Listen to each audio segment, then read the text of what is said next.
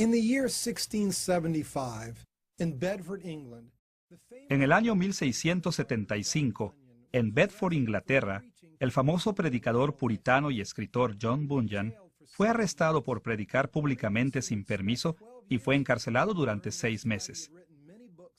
Previamente, él había pasado 12 años en prisión, donde escribió muchos libros y folletos. Así que, en lugar de ver este nuevo encarcelamiento como una gran tragedia, lo tomó con un punto de vista optimista. Él escribió: «He estado sin escribir mucho tiempo. Quizá esto, más que una prisión, es como una oficina en la que puedo alcanzar el mundo con el mensaje de Cristo». Fueran o no estas las palabras precisas de Bunyan, su ministerio durante este corto encarcelamiento es innegable.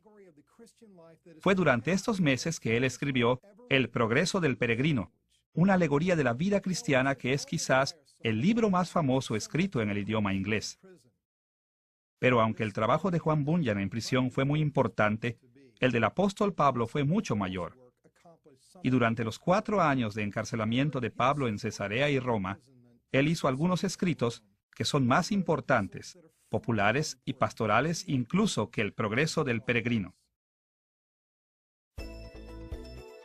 Esta es la primera lección de nuestra serie, Epístolas de Pablo en prisión. En esta serie estudiamos las cartas de Pablo, que normalmente se llaman epístolas de la prisión. Estas son cartas que Pablo escribió a varias iglesias y personas mientras estaba en prisión al servicio de Cristo. Nosotros hemos titulado esta lección El encarcelamiento de Pablo. En esta lección veremos las circunstancias que dieron lugar a las cartas de Pablo a los Colosenses, a Filemón, a los Efesios y a los Filipenses.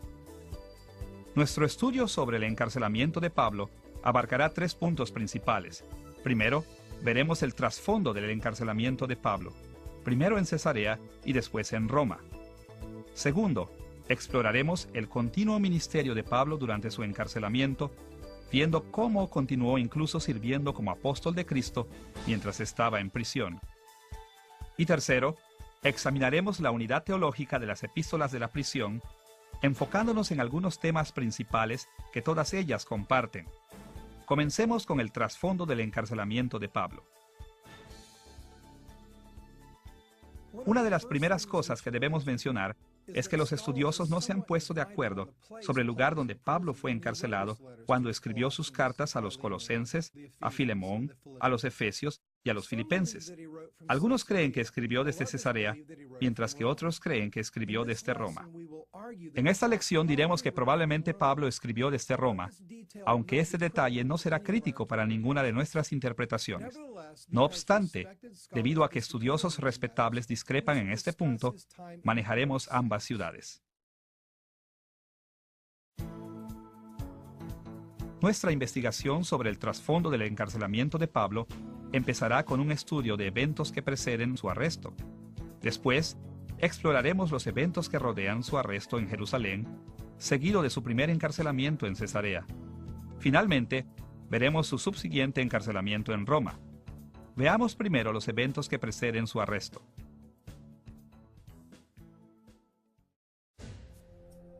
Casi al final del tercer viaje misionero de Pablo, probablemente alrededor del año 56 o 57 después de Cristo, Pablo y sus compañeros de viaje viajaban de Asia Menor a Jerusalén principalmente por barco. Su intención era entregar los fondos a los cristianos pobres en Jerusalén que padecían hambre. En su camino, se detuvieron en Mileto, donde Pablo se encontró con los ancianos de la ciudad cercana de Éfeso. Durante esta reunión, Pablo reveló que el Espíritu Santo le había advertido de que sería encarcelado cuando llegara a Jerusalén. Leemos sus palabras proféticas en Hechos capítulo 20, versículos 22 al 24. Ahora, he aquí, ligado yo en espíritu, voy a Jerusalén sin saber lo que allá me ha de acontecer, salvo que el Espíritu Santo por todas las ciudades me da testimonio, diciendo que me esperan prisiones y tribulaciones. Pero de ninguna cosa hago caso, ni estimo preciosa mi vida para mí mismo, con tal que acabe mi carrera con gozo, y el ministerio que recibí del Señor Jesús, para dar testimonio del Evangelio de la gracia de Dios. En muchas de las ciudades que Pablo visitó, los creyentes profetizaron que encarcelarían a Pablo. pero el Espíritu Santo compelió a Pablo hacia ese encarcelamiento. Así que Pablo sabía que estas profecías no eran para disuadirlo de su curso, sino para prepararlo para sus próximas penalidades. Pablo tenía muchos enemigos en Jerusalén y sabía que podría ser arrestado y encarcelado cuando llegara, pero también sabía que este sufrimiento era parte del plan de Dios para él.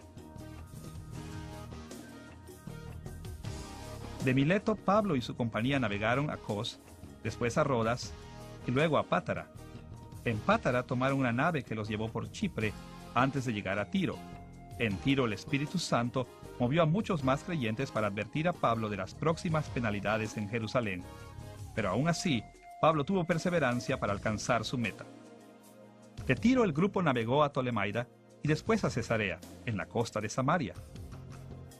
Debido a que había tantas ciudades llamadas Cesarea en el mundo antiguo, a esta ciudad en particular a veces se le llama Cesarea Marítima para distinguirla de las otras. Durante su estancia en Cesarea Marítima, Pablo fue advertido otra vez de no ir a Jerusalén. En una escena dramática muy conocida, el profeta Agabo ató sus propias manos y pies como una señal profética, advirtiendo que Pablo sería arrestado y privado de su libertad si continuaba hacia Jerusalén. Es fácil entender por qué los amigos de Pablo no querían que fuera arrestado. Ellos probablemente temían por la seguridad de Pablo y no querían que lo dañaran. Pero Pablo sabía que Dios estaba planeando usar su arresto y encarcelamiento para llevar más allá el Evangelio. Como leemos en Hechos capítulo 21, versículo 13. Entonces Pablo respondió: Yo estoy dispuesto no solo a ser atado, mas aún a morir en Jerusalén por el nombre del Señor Jesús. Pablo entendió que su próximo encarcelamiento era una parte necesaria de su ministerio. Su encarcelamiento sería para el nombre del Señor Jesús. Es decir, el Espíritu Santo iba a usar el encarcelamiento de Pablo como un medio a favor del Evangelio y para ministrar a la iglesia. Y Pablo tenía buenas razones para confiar en el Espíritu Santo conforme enfrentaba estos peligros. Anteriormente, durante su segundo viaje misionero, Pablo había visto que el Espíritu Santo lo cuidaba. Según Hechos capítulo 16, versículos 6 al 10, Pablo había querido predicar el Evangelio en Asia y Bitinia, pero el Espíritu Santo le había prevenido. Aunque esto debió parecerle extraño a Pablo, obedeció al Espíritu y viajó a Troas. En Troas, Pablo recibió una visión que le reveló el plan de Dios. Pablo debía llevar el Evangelio a Macedonia. El trabajo de Pablo en Macedonia resultó ser bastante fructífero. Pero si Pablo hubiera desobedecido al Espíritu Santo predicando en Asia y Bitinia, él no habría podido predicar en Macedonia. A través de esta experiencia y muchas otras, Pablo llegó a saber que Dios trabaja de maneras misteriosas, y por lo tanto, él estaba listo para seguir la dirección del Espíritu hacia Jerusalén, sin importar lo que allí pasara. Para Pablo era suficiente saber lo que Dios quería que él hiciera y confiar en que Dios usaría este sufrimiento para lograr algo maravilloso e inesperado. Con este conocimiento limitado de su futuro, pero también con la confianza segura en el Espíritu de Dios, Pablo estaba dispuesto a enfrentar la prisión. Terminó su tercer viaje misionero viajando a Jerusalén, probablemente por el año 57 después de Cristo. Según el capítulo 20 de Hechos, versículo 16, él pudo haber llegado cerca del tiempo de Pentecostés, más o menos a principios del verano. Ahora que estamos familiarizados con los eventos que preceden el arresto de Pablo, estamos en posición de investigar las circunstancias de su arresto en Jerusalén. ¿Cómo entró Pablo en conflicto con las autoridades en Jerusalén? ¿Por qué fue encarcelado?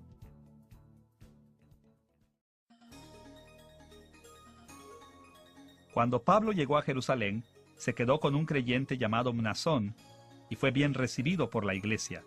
Al siguiente día, Pablo visitó a Santiago, que era el hermano de Jesús y el autor del libro del Nuevo Testamento de Santiago. Los ancianos de la iglesia en Jerusalén también se reunieron para encontrarse con Pablo.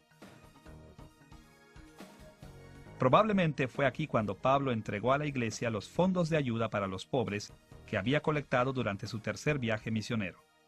Por las cartas anteriores de Pablo, como la de Romanos y Primera y Segunda de Corintios, sabemos que Pablo estaba muy interesado con el papel que estos fondos jugarían, no solo ayudando a los cristianos pobres en Jerusalén, sino también en reconciliar a los judíos creyentes y los gentiles. Pablo esperaba que al recibir este regalo de los gentiles, los judíos cristianos en agradecimiento estuvieran más ávidos de recibirlos totalmente como hermanos en Cristo. Pero el registro de Lucas en Hechos no menciona la entrega de los fondos para los pobres. Sin embargo, resalta ciertas preocupaciones que la iglesia de Jerusalén tenía con respecto al ministerio de Pablo. Probablemente esto indica que la iglesia de Jerusalén no valoraba esta ayuda a los pobres tanto como Pablo esperaba que lo hiciera. En lugar de regocijarse de la generosidad de los gentiles cristianos y confirmar el ministerio de Pablo, Santiago y los ancianos le informaron a Pablo que ciertos rumores habían llegado a Jerusalén sobre las enseñanzas y prácticas de Pablo. Específicamente, se rumoraba que Pablo enseñó a los judíos cristianos a vivir entre gentiles para que dejaran las prácticas judías tradicionales como la circuncisión. Ahora, los judíos cristianos en Jerusalén realmente creían que todos los judíos cristianos debían mantener las prácticas judías tradicionales, por lo que Santiago y los ancianos estaban preocupados de que los judíos cristianos locales se pudieran oponer a Pablo debido a estos rumores. Debemos hacer una pausa por un momento para señalar que estos rumores sobre Pablo eran falsos. A lo largo de sus epístolas, Pablo afirmó la validez de la ley moral de Dios encontrada en el Antiguo Testamento. Y más allá de esto, él no animó a las comunidades judías a que abandonaran las tradiciones que tenían basadas en la ley mosaica. Al contrario, él siguió la tradición judía cuando estaba en las comunidades judías. Sin embargo, él enseñó que con la muerte y resurrección de Cristo, una nueva era había comenzado. Como explicó en sus epístolas, ni a gentiles ni a judíos se les exigía que mantuvieran estas tradiciones. Los cristianos generalmente debían guardar las tradiciones judías en un alto nivel, pero solo por la causa de extender el evangelio entre los judíos no creyentes. Escuche la manera en que él describió su posición en estos temas en 1 Corintios capítulo 9, versículos 20 y 21. Me he hecho a los judíos como judío, para ganar a los judíos, a los que están sujetos a la ley, aunque yo no esté sujeto a la ley, como sujeto a la ley, para ganar a los que están sujetos a la ley, a los que están sin ley, como si yo estuviera sin ley, no estando yo sin ley de Dios, sino bajo la ley de Cristo, para ganar a los que están sin ley. Pablo no dudó en comportarse como un gentil cuando estaba entre gentiles, pero también estaba contento de seguir las tradiciones judías por causa del Evangelio. Ahora, Dios no obligó a Pablo a que mantuviera estas aplicaciones judías tradicionales de la ley del Antiguo Testamento. Como Pablo lo dijo aquí, él era libre de abandonar estas prácticas tradicionales, pero él no tenía libertad en cuanto a los requisitos morales de la ley en Cristo. Para abreviar, Pablo creía que las aplicaciones de la ley de Dios habían cambiado ahora que Cristo había venido, pero que aún era aceptable mantener viejas reglas por causa del Evangelio. No es difícil imaginar cómo una doctrina anunciada tan cuidadosamente se podría haber entendido mal o por qué se podría haber rumorado que Pablo enseñó a los judíos a abandonar sus tradiciones. De cualquier forma, Santiago y los ancianos tenían una solución que creían podría satisfacer a los cristianos judíos en Jerusalén.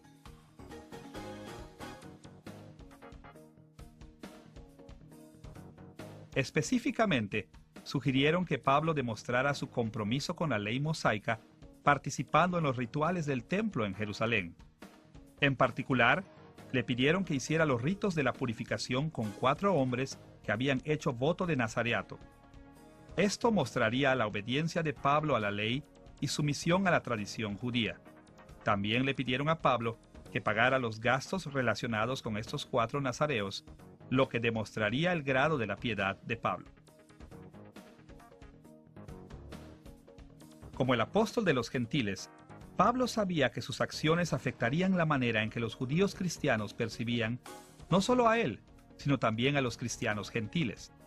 Probablemente, él esperaba que apoyando a los nazareos y purificándose, pudiera lograr lo que el regalo económico de los gentiles no había logrado, como una calurosa recepción a los cristianos gentiles por los cristianos judíos.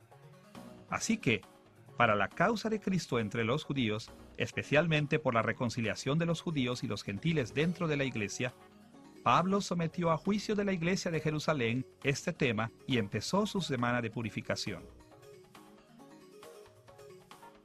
Casi al final de la semana de purificación de Pablo, él pasaba tiempo en el atrio interior del templo. El templo incluía tanto un atrio exterior como un atrio interior. El atrio exterior estaba separado del atrio interior por un portón. El atrio exterior fue llamado el atrio de los gentiles, porque se permitía a las personas de todas las naciones entrar en él. Pero el atrio interior, el atrio de Israel, era reservado exclusivamente para los judíos. Los gentiles que entraban en el atrio de Israel eran responsables hasta la muerte. Mientras Pablo estaba en el atrio de Israel, lo reconocieron algunos judíos de Asia Menor. Ellos eran probablemente judíos no creyentes, en lugar de cristianos convertidos del judaísmo. Antes, estos mismos judíos habían visto a Pablo con un hombre llamado Trófimo, que acompañaba a Pablo a Jerusalén. Trófimo también era de Asia Menor, y los judíos asiáticos sabían que él era un gentil. Así, cuando vieron a Pablo en el atrio de Israel, equivocadamente asumieron que Trófimo también había entrado en ese atrio y fueron ultrajados. En respuesta a estos judíos pusieron a la ciudad en contra de Pablo, y un grupo de revoltosos enfadados lo echó del atrio de Israel, intentando matarlo. Pero cuando el comandante de la guarnición romana en Jerusalén oyó que en la ciudad había un escándalo, se apresuró a calmar el disturbio, encadenó a Pablo y lo tomó en custodia. El comandante, un hombre llamado Claudio Lisias, inicialmente planeó azotar a Pablo para obligarlo a explicar el enojo de la muchedumbre, pero se detuvo en cuanto vio que Pablo era ciudadano romano. Como ciudadano de Roma, Pablo tenía derecho a protecciones legales especiales, incluyendo el derecho a no ser encerrado o golpeado sin un juicio. Al día siguiente, Lisias llevó a Pablo ante el concilio, el cuerpo gobernante judío, para aclarar las demandas en contra de él. Al parecer, ningún testigo comprobó que Trófimo había entrado en el atrio de Israel, por lo que Pablo estuvo en libertad de defenderse al explicar por qué tantos judíos se habían ofendido con sus enseñanzas. Como leemos en Hechos capítulo 23, versículos 6 al 8, entonces Pablo, notando que una parte era de saduceos y otra de fariseos, alzó la voz en el concilio: «Varones hermanos, yo soy fariseo, hijo de fariseo. Acerca de la esperanza y de la resurrección de los muertos se me juzga».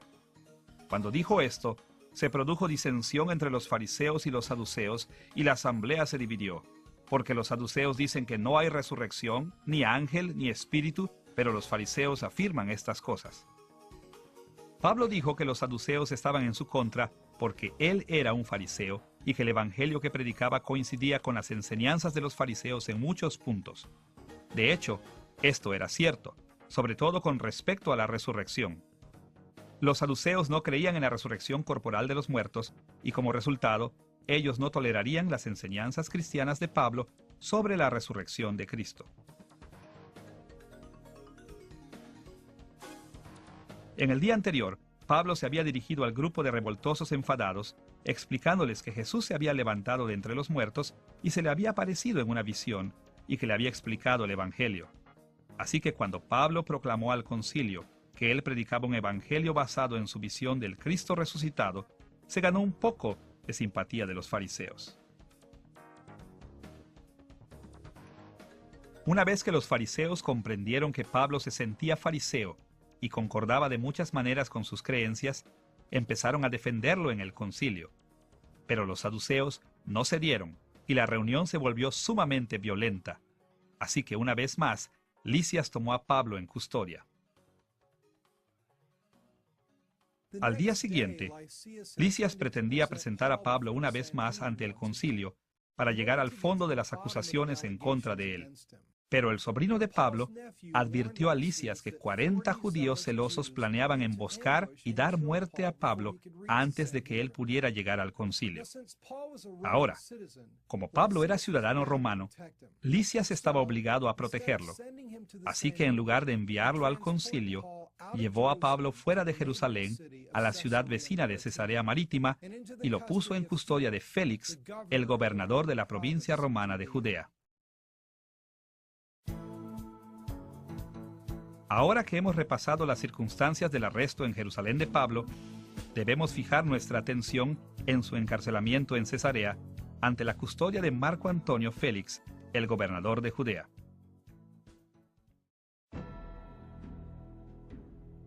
Durante el período del encarcelamiento de Pablo, la provincia romana de Judea estaba formada esencialmente por las regiones conocidas como Judea en el sur, Samaria en el centro y Galilea en el norte. Usted recordará que Cesarea Marítima estaba en la costa de Samaria. También era la ciudad capital de la provincia romana de Judea. Cuando Pablo llegó a Cesarea por primera vez, probablemente en el año 57 después de Cristo, fue custodiado durante 5 días hasta que sus acusadores llegaron de Jerusalén. Entre los que lo acusaban se encontraban el sumo sacerdote Ananías, varios ancianos judíos y Tértulo, que era el abogado del grupo. Cuando los que lo acusaban llegaron, llegó un rumor a los oídos de Félix. Tértulo decía que Pablo perturbaba la paz e incitaba alborotos. Esta era una acusación muy seria ante los ojos del gobernador Félix, ya que era su deber mantener la paz en Judea. Pero aún más importante desde el punto de vista judío, ellos también acusaban a Pablo de intentar violar el templo. Los ancianos judíos que estaban presentes afirmaron esta acusación, aunque ninguno de ellos testificó oficialmente. Evidentemente, los judíos creían sinceramente en los rumores falsos sobre Pablo. Parecían estar convencidos de que Pablo estaba en contra del judaísmo y que él admitiría orgullosamente su intento de profanar el templo. Por lo tanto, el único testigo que los acusadores judíos llamaron por nombre fue el propio Pablo.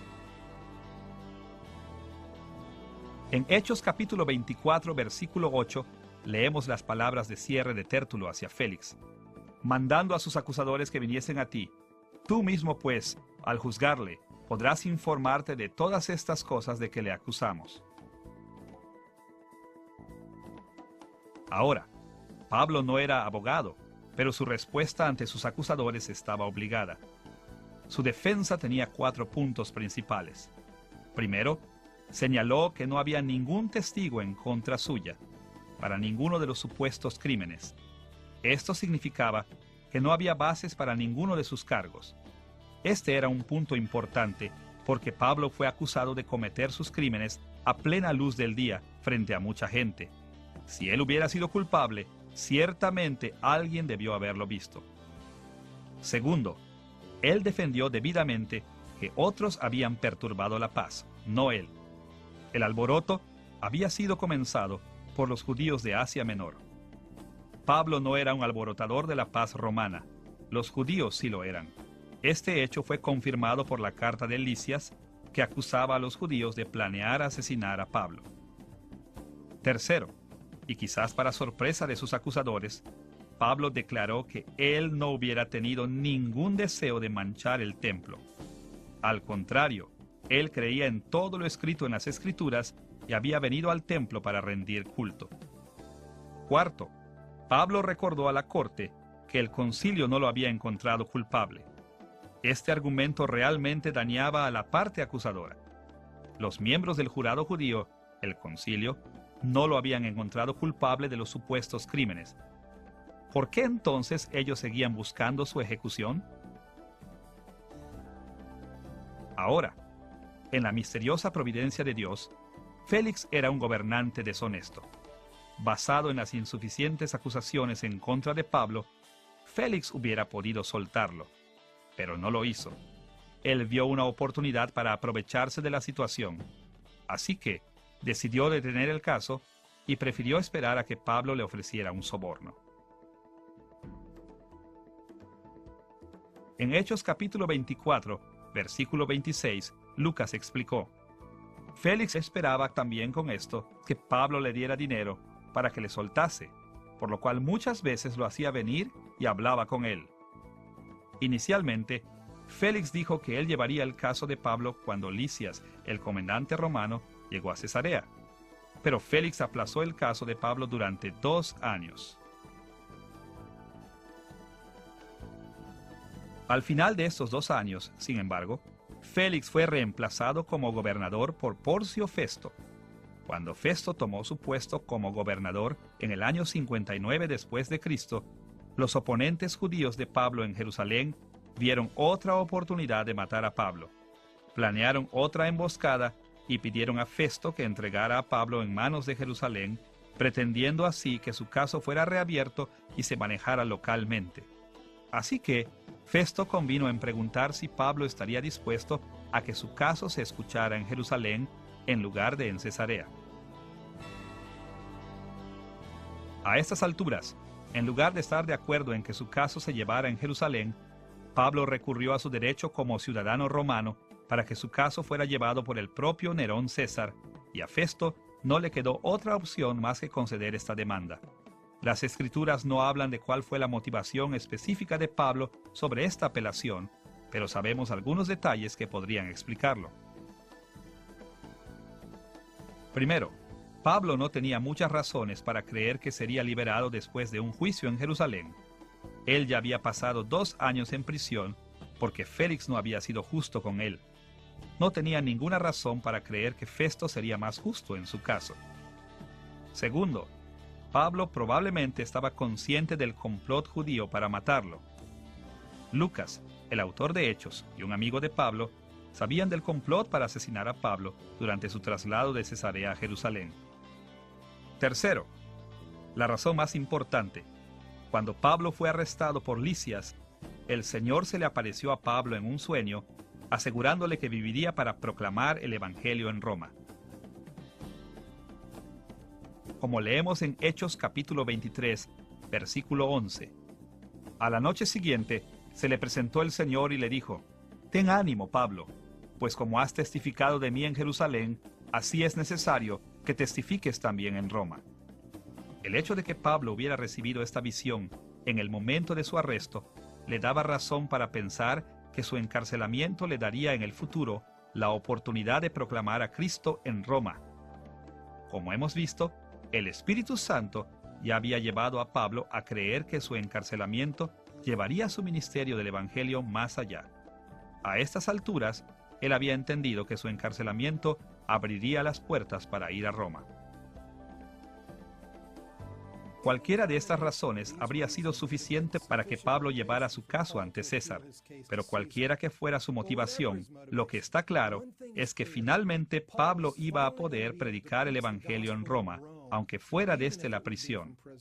Ahora, antes de que Pablo fuera enviado a Roma, tuvo la oportunidad de explicar su caso ante el rey Herodes Agripa II. Y después de oír los argumentos de Pablo, Agripa le dijo a Festo que Pablo podría ser liberado sin tener que presentarse ante César. Pero el Señor tenía algo muy diferente en mente para Pablo. Por razones que incluso no estaban claras para Pablo en ese momento, el Señor planeaba usar el encarcelamiento de Pablo en Roma para extender el Evangelio. Habiendo explorado los 2 años del encarcelamiento en Cesarea de Pablo, ahora estamos preparados para ver su subsiguiente encarcelamiento en Roma. Empezaremos enfocándonos en el largo viaje de Cesarea a Roma. Debido a que Pablo era prisionero de Roma, tenía que ser transportado bajo la guardia romana. Así que fue puesto bajo la autoridad de un centurión romano llamado Julio y embarcado rumbo a Asia Menor. Se le permitió a Pablo que sus compañeros de viaje Lucas y Aristarco lo acompañaran. El barco navegó de Cesarea probablemente a fines del año 59 después de Cristo.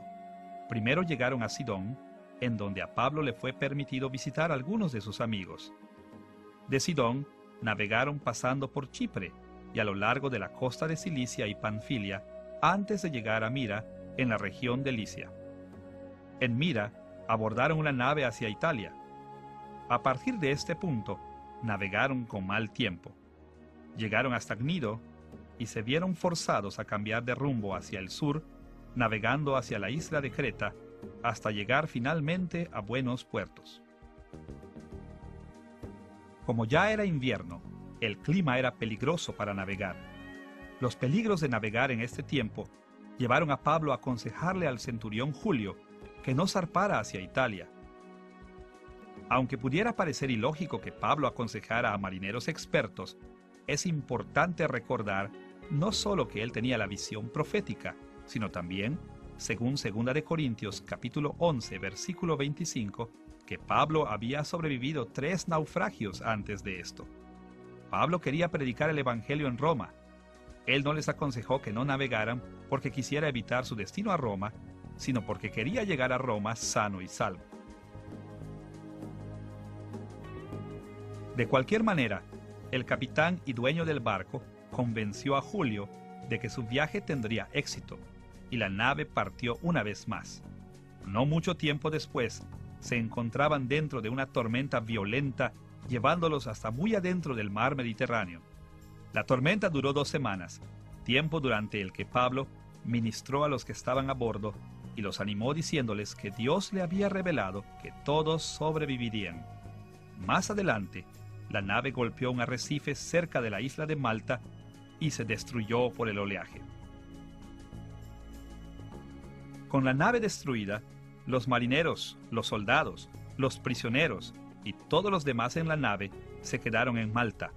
Pablo, sus compañeros y sus guardias permanecieron en Malta durante 3 meses, siendo bien atendidos durante este tiempo por los residentes de la isla. Durante la estancia de Pablo en Malta, ocurrieron algunos eventos notables. En una ocasión, Pablo fue mordido por una serpiente venenosa. Primero, los nativos tomaron esto como una señal de que Pablo era un asesino y esperaban que se muriera. Pero Pablo no se enfermó ni sufrió los efectos de la mordedura de la serpiente. Como resultado, los nativos cambiaron su manera de pensar sobre Pablo y empezaron a creer que él era un dios. Ahora sabemos por otros contextos que Pablo no les debe de haber permitido a los nativos continuar considerándolo un dios. Por ejemplo, cuando la gente de Listra confundió a Pablo con el dios Hermes, Pablo les dijo que él era solo un hombre y aprovechó la oportunidad para presentarles el evangelio, por lo que podemos asumir que esto también es lo que hizo en Malta. Pablo también realizó muchas curaciones milagrosas en Malta. Su ministerio de sanidad empezó cuando sanó al padre de Publio. Publio era el jefe de los oficiales de Malta. Y cuando se difundió la noticia de que Pablo había sanado al padre de Publio, todos los demás que estaban enfermos en Malta también vinieron a Pablo y fueron sanados. 3 meses después, a principios del año 60 después de Cristo, el invierno había pasado. Así que Pablo, sus compañeros y guardias izaron velas una vez más hacia Italia.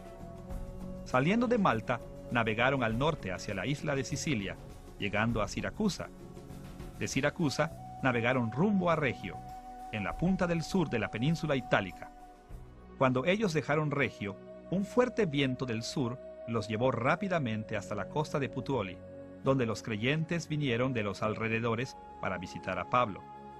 Después de una semana, Pablo finalmente se dirigió a Roma. Llegó a Roma a fines del año 60 después de Cristo y fue puesto bajo arresto domiciliario. Pablo vivió bajo arresto domiciliario en Roma durante 2 años, desde el año 60 hasta el año 62 después de Cristo. Durante este tiempo estuvo bajo custodia, pero se le permitía recibir visitas y enseñar libremente. Porque la dirección judía en Judea no había informado a los judíos romanos sobre el caso de Pablo, los judíos romanos tenían sus propias dudas acerca de Pablo.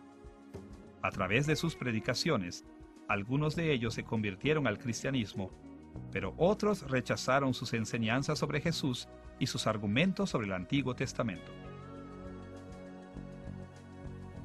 Lucas resumió la estancia de Pablo en Roma en Hechos capítulo 28, versículos 30 y 31. Y Pablo permaneció 2 años enteros en una casa alquilada y recibía a todos los que a él venían, predicando el reino de Dios y enseñando acerca del Señor Jesucristo abiertamente y sin impedimento. El arresto de Pablo en Jerusalén fue injusto, doloroso e incluso atentó contra su vida. Su encarcelamiento en Cesarea había sido una gran injusticia. Su viaje a Roma también involucró muchas penalidades, pero al final los anhelos de Pablo se realizaron y la palabra de Dios fue cumplida. Pablo llegó a Roma y durante 2 años pudo predicar el Evangelio audazmente y sin contrariedades, a pesar de su encarcelamiento, en la ciudad capital del imperio más poderoso de sus días.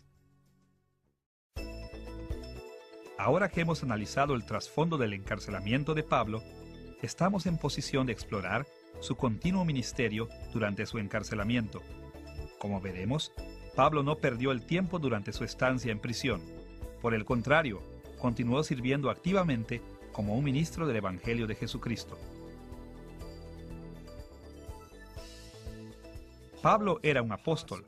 Jesús lo había llamado y entrenado personalmente, y lo nombró su embajador, su emisario del pacto. Aunque hoy nos parezca extraño, el oficio de Pablo y su tarea designada no cesaron aun cuando estuvo encarcelado. Por el contrario, en la providencia de Dios, la prisión era exactamente donde Dios quería que Pablo estuviera en este momento de su vida. El mismo Dios había orquestado los eventos para que Pablo estuviera en prisión en Roma, para que Pablo tuviera la oportunidad de difundir el Evangelio de Cristo al mundo occidental. Tenemos 2 fuentes principales de información sobre el continuo ministerio del apóstol Pablo durante sus años de encarcelamiento. Por un lado, el libro de los Hechos nos dice muchas cosas sobre el ministerio de Pablo en ese momento. Por otro lado, las diferentes cartas a las iglesias de Pablo muestran una visión de su ministerio dentro de la prisión. Comencemos examinando lo que el libro de los Hechos nos dice sobre el ministerio de Pablo. Las experiencias de Pablo durante su encarcelamiento en Cesarea y Roma eran muy importantes para Lucas, el autor del libro de los Hechos. Él dedicó casi 9 capítulos a eventos relacionados con este periodo de la vida de Pablo. Desde la decisión de Pablo de ir a Jerusalén y Roma en Hechos capítulo 19, versículo 21, hasta el final del libro de Lucas en Hechos capítulo 28, versículo 31. Lucas detalló el propósito de su arresto en Jerusalén y el encarcelamiento que le siguió. Estos capítulos están llenos de detalles, pero por lo menos 3 temas principales aparecen en muchas ocasiones. El conocimiento del futuro sufrimiento de Pablo, su conocimiento del propósito de Dios en este sufrimiento que venía, y su conocimiento de la manera en que las bendiciones de Dios serían derramadas a través de su sufrimiento. Primero, Pablo estaba consciente de que su servicio a Cristo estaba a punto de traer grandes penas y sufrimiento a su vida. En Hechos capítulos 19 al 28, Lucas describió que Pablo tenía conocimiento sobre sus futuras penalidades. Pablo sabía que sería encarcelado y sospechaba que tal vez incluso lo matarían. Por ejemplo, escuche estas palabras de su discurso a los ancianos efesios en Hechos capítulo 20, versículos 22 al 25. Ahora, he aquí, ligado yo en espíritu, voy a Jerusalén sin saber lo que allá me ha de acontecer, salvo que el Espíritu Santo por todas las ciudades me da testimonio, diciendo que me esperan prisiones y tribulaciones, ni estimo preciosa mi vida para mí mismo. Yo sé que ninguno de todos vosotros verá más mi rostro. Después, en Hechos capítulo 21, versículo 13, les dijo a los creyentes en Cesarea: porque yo estoy dispuesto, no solo a ser atado, mas aún a morir en Jerusalén por el nombre del Señor Jesús. Pablo estaba consciente de las dificultades que le esperaban en su servicio a Cristo y su Evangelio, e incluso estaba dispuesto a ser martirizado.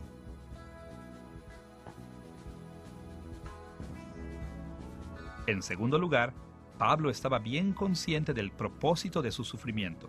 Él sabía que si en los planes de Dios estaba su sufrimiento, también en los planes del Señor usaría este sufrimiento para promover el Evangelio. Pablo creía que Dios usaría su sufrimiento para extender el Evangelio cristiano. Él sabía que cualquier sacrificio que tuviera que hacer valdría la pena porque sería la manera de Dios de promover las buenas nuevas de salvación en Cristo. Escuche de nuevo lo que les dijo a los ancianos efesios en Hechos capítulo 20, versículo 24. Ni estimo preciosa mi vida para mí mismo, con tal que acabe mi carrera con gozo y el ministerio que recibí del Señor Jesús para dar testimonio del Evangelio de la gracia de Dios. Pablo estaba convencido de que su ministerio en la prisión incluiría testificar por el Evangelio y que parte de su tarea como apóstol era sufrir estas adversidades. En lugar de opacar el ministerio apostólico de Pablo, el encarcelamiento sería el medio por el cual Pablo logró su ministerio. De hecho, cuando leemos en otra parte del libro de los Hechos, esto es precisamente lo que pasó. En Hechos capítulo 22, versículos 1 al 21, leemos que cuando Pablo fue arrestado en Jerusalén, presentó su testimonio cristiano a la multitud. Esto lo guiaba hacia su muerte. En Hechos capítulo 23, versículos 1 al 10, Lucas explicó que Pablo testificó el Evangelio y la resurrección de Cristo ante el concilio, el cuerpo gobernante judío. Entonces, en Hechos capítulo 24, versículos 14 al 26, aprendemos que Pablo proclamó el Evangelio a la corte cesarea, tanto públicamente a su audiencia como personalmente al gobernador Félix y su esposa judía Drusila. También se nos ha dicho que Félix estuvo hablando regularmente con Pablo por un período de 2 años.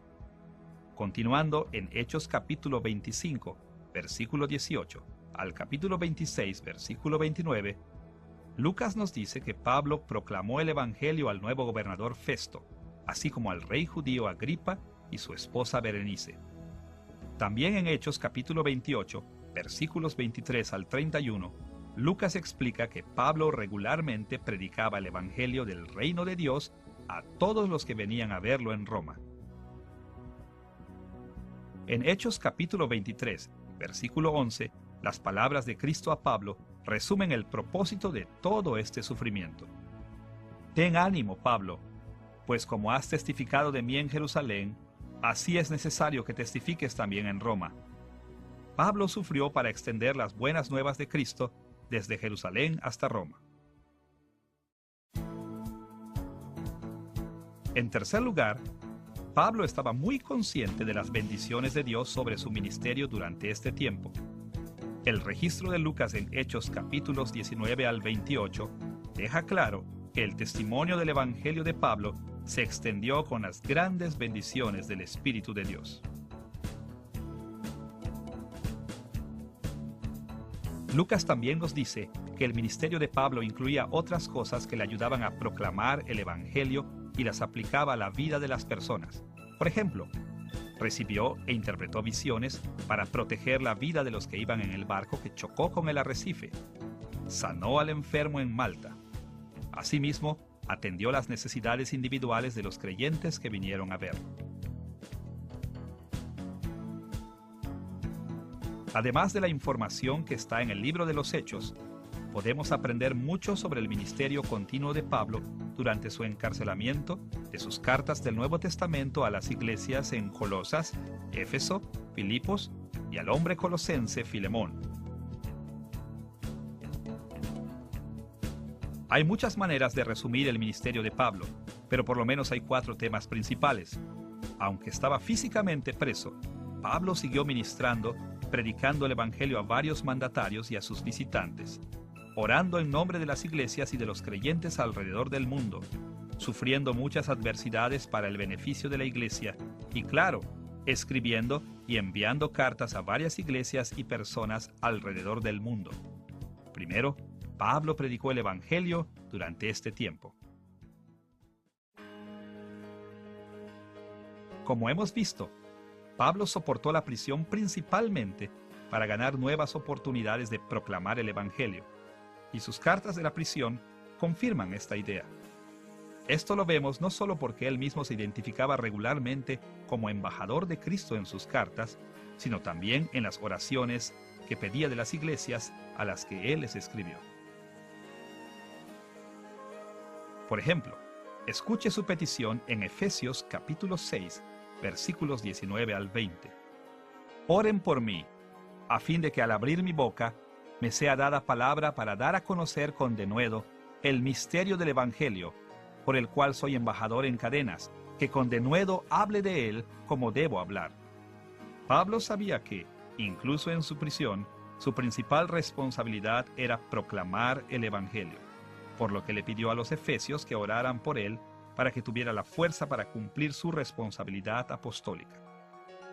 Similarmente, en Colosenses capítulo 4, versículos 3 y 4, escribió: orando también al mismo tiempo por nosotros, para que el Señor nos abra puerta para la palabra, a fin de dar a conocer el misterio de Cristo, por el cual también estoy preso, para que lo manifieste como debo hablar. Pablo quería que oraran por él, para que tuviera la oportunidad de predicar el Evangelio y poder aprovechar las buenas oportunidades que se le presentaran. Segundo, Pablo estaba en constante oración por las iglesias. Según las cartas de Pablo, su ministerio se extendió más allá de proclamar el Evangelio a los no creyentes. También incluía constantes oraciones por las distintas iglesias y creyentes alrededor del mundo. Prácticamente, lo más seguro es que el encarcelamiento de Pablo de hecho haya incrementado el tiempo que usaba para la oración. Durante sus viajes misioneros, generalmente estaba ocupado viajando o incluso trabajando para sostenerse económicamente. Pero en prisión, él no tenía nada que hacer, ningún lugar para viajar y pocas distracciones. Esto le daba mucho tiempo para orar, y por el testimonio de sus cartas, parece que Pablo usó mucho de este tiempo en orar por otros. Escuche el testimonio de Pablo en cuanto a sus oraciones por otros creyentes en Efesios capítulo 1, versículos 16 al 18. No ceso de dar gracias por vosotros, haciendo memoria de vosotros en mis oraciones, para que el Dios de nuestro Señor Jesucristo os dé espíritu de sabiduría y de revelación, alumbrando los ojos de vuestro entendimiento. Pablo oraba constantemente y de forma regular por los efesios. Él creía que la oración era poderosa y esperaba que Dios honrara sus oraciones bendiciendo a los efesios. Los esfuerzos de Pablo en la oración formaron un ministerio fuerte y valioso para aquellos que no estaban cerca. De una manera muy parecida, en Filipenses capítulo 1, versículos 3 al 9, él explicó que oraba regularmente por la iglesia de Filipos. Doy gracias a mi Dios siempre que me acuerdo de vosotros, siempre en todas mis oraciones, rogando con gozo por todos vosotros. Y esto pido en oración, que vuestro amor abunde aún más y más en ciencia y en todo conocimiento. Y en Colosenses, capítulo 1, versículo 9, leemos sobre su compromiso con la iglesia en Colosas. Por lo cual también nosotros, desde el día que lo oímos, no cesamos de orar por vosotros y de pedir que seáis llenos del conocimiento de su voluntad en toda sabiduría e inteligencia espiritual. También oró por personas específicas, como Filemón, Apia y Arquipo en la iglesia de Colosas.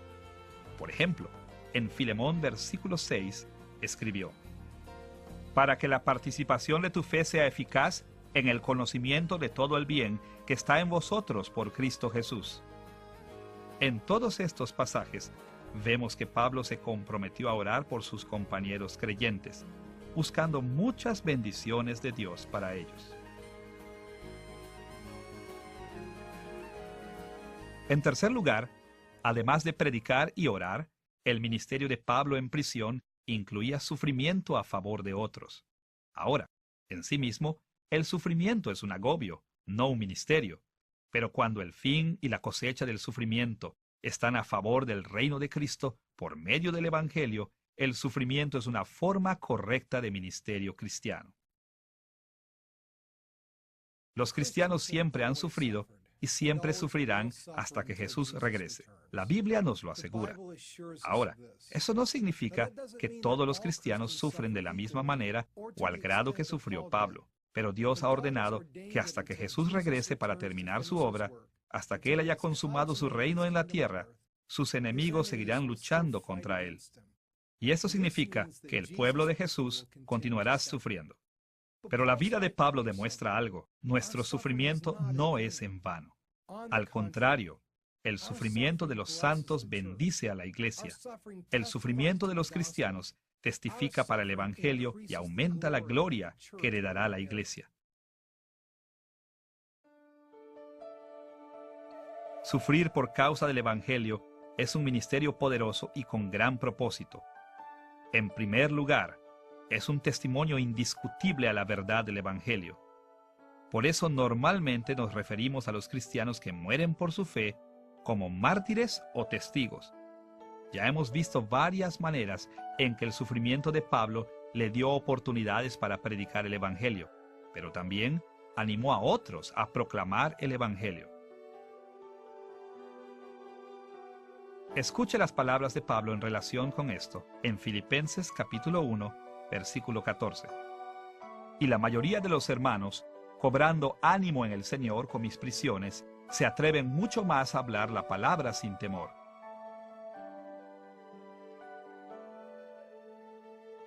Además de esto, es correcto pensar en el sufrimiento como un ministerio porque les asegura beneficios a otros. Después de todo, Jesucristo sufrió por los pecadores y murió para salvarnos. Y las Escrituras nos enseñan a seguir el ejemplo de Jesús, específicamente sufriendo por causa de otros. Como creyentes, debemos estar dispuestos a sufrir penalidad e incluso la muerte por el beneficio de otros, y debemos estar agradecidos del sufrimiento que otros llevan por esta causa. Cuando el apóstol Juan escribió en 1 de Juan capítulo 3, versículo 16, «En esto hemos conocido el amor, en que Él puso su vida por nosotros. También nosotros debemos poner nuestras vidas por los hermanos». Pablo lo creyó. Como hemos visto, él estuvo dispuesto a ir a prisión e incluso a morir si era en favor del Evangelio. Leemos sobre su disposición para sufrir por otros en Efesios capítulo 3, versículo 13. «Por lo cual pido que no desmayéis a causa de mis tribulaciones por vosotros, las cuales son vuestra gloria». El punto de Pablo aquí era que su encarcelamiento le permitió promover el Evangelio en nuevos lugares y a nuevas personas, trayendo cada vez un mayor número de personas a la fe en Cristo. Cuando el Evangelio se extiende y la iglesia crece, aumenta la gloria que todos los creyentes heredarán. En tercer lugar, las cartas de Pablo demuestran que su sufrimiento era una continuación del sufrimiento mismo de Cristo. En Colosenses capítulo 1, versículo 24, Pablo hizo la mayor declaración con respecto a su sufrimiento. «Ahora me gozo en lo que padezco por vosotros, y cumplo en mi carne lo que falta de las aflicciones de Cristo por su cuerpo, que es la iglesia». En Colosenses capítulo 1, Pablo afirmó e hizo énfasis en la absoluta suficiencia de Cristo. Así, cuando dijo lo que falta de los sufrimientos de Cristo, Pablo no quiso decir que la muerte de Cristo no era suficiente para salvarnos, ni que los creyentes agregan su propio mérito a la muerte de Cristo. Más bien, Pablo quiso decir que el trabajo de Jesús aún no termina. Cuando Jesús murió y después ascendió al cielo, dio un gran golpe contra el mal y ganó eficazmente la guerra contra sus enemigos demoníacos. Pero Pablo sabía que las fuerzas satánicas continúan luchando contra Cristo y su reino. Jesús no quiere destruir totalmente a sus enemigos hasta que Él regrese en gloria.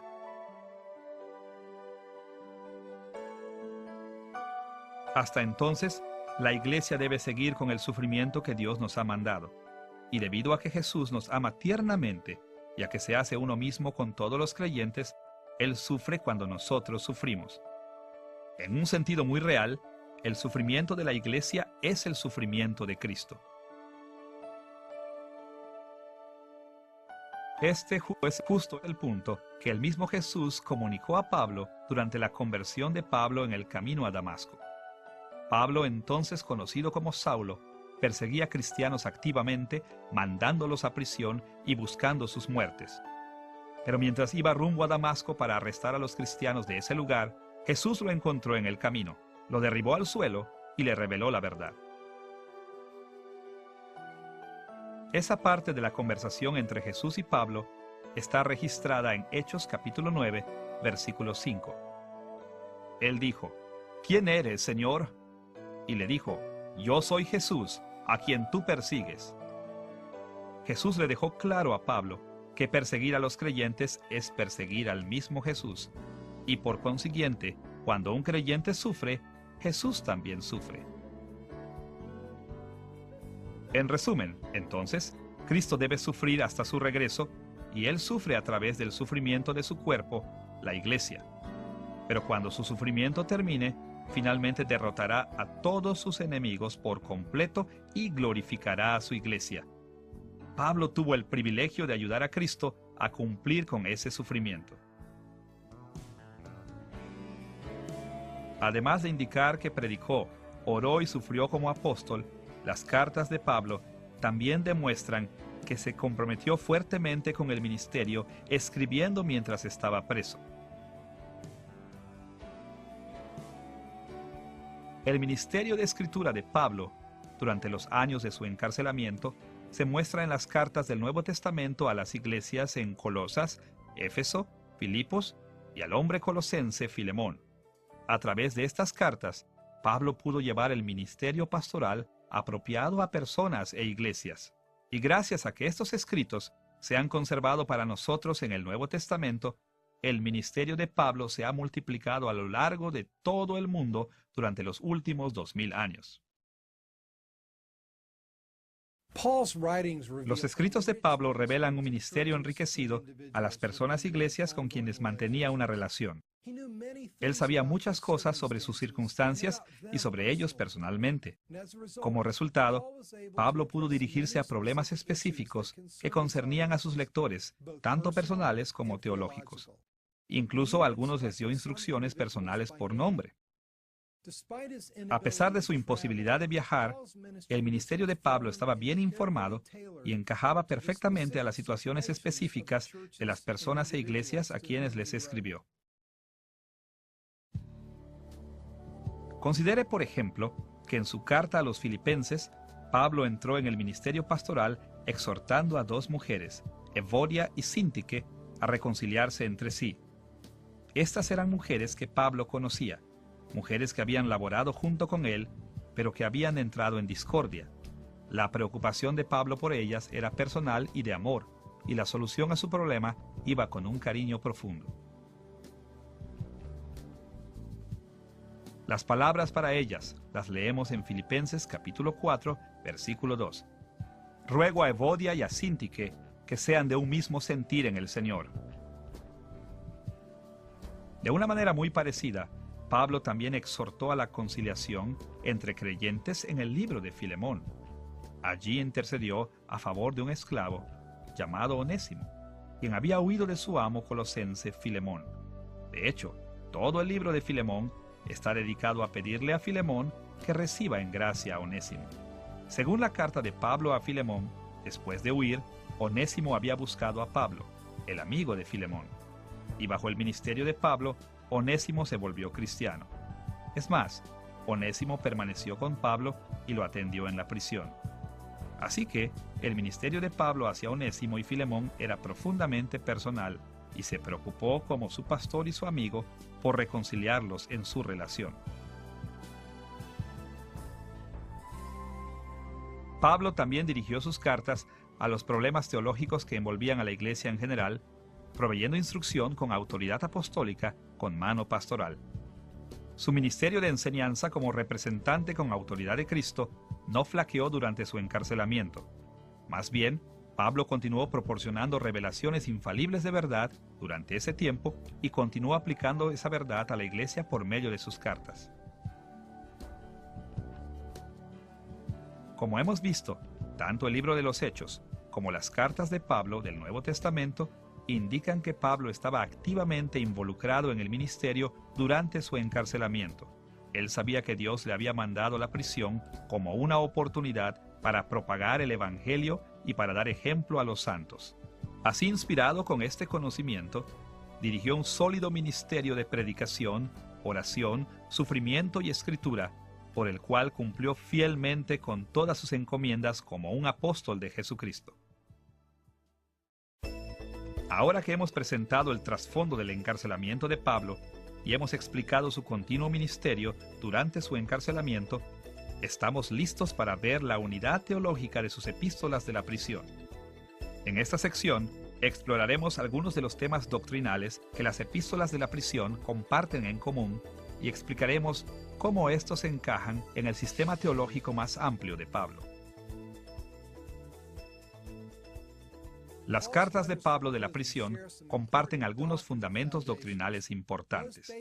Básicamente, todas ellas testifican el mismo evangelio.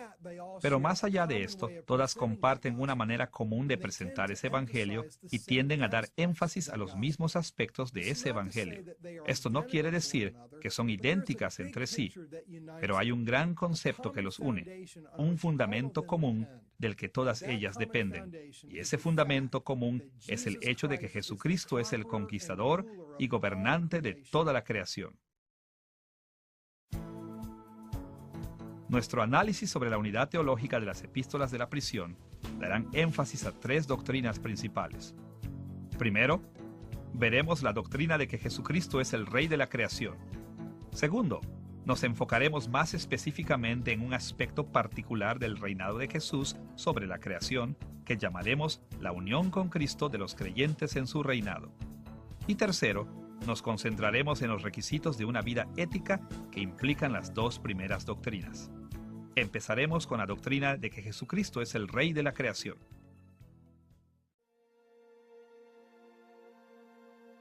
El énfasis de Pablo en el reinado de Cristo sobre la creación es quizás más escuchado en sus cartas de la prisión que en cualquiera de sus otros escritos. Nos enfocaremos en tres aspectos del reinado de Cristo que frecuentemente aparecen en sus epístolas de la prisión: su soberanía, que implica su poder y su autoridad; su honor, que incluye su gloria, su posición de ser respetado, exaltado y adorado; y su determinación de regresar para consumar su reino en la tierra. Veamos primero la soberanía real de Cristo.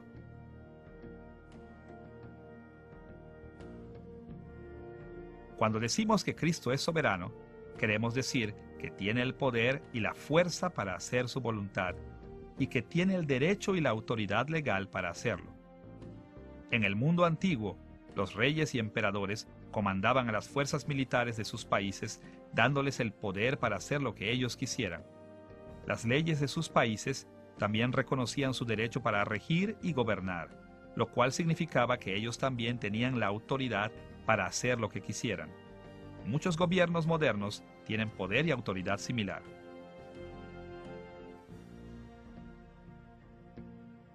Según Pablo, cuando Jesús ascendió al cielo, Dios Padre lo vistió con este tipo de soberanía sobre toda la creación. Jesús es ahora tan poderoso y tiene tanta autoridad que su soberanía también se extiende sobre todos los demás reyes y gobernantes, ya sea que estén en la tierra o en el reino espiritual.